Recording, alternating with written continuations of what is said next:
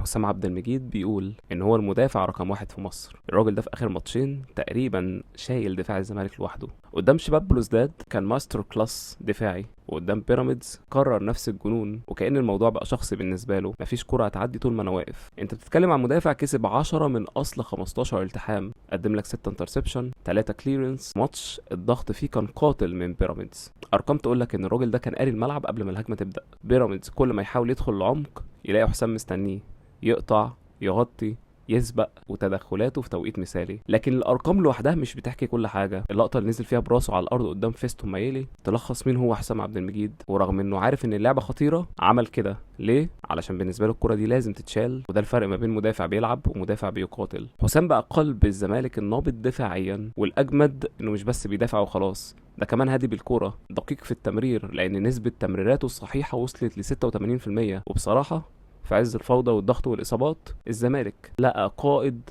دفاعه الحقيقي.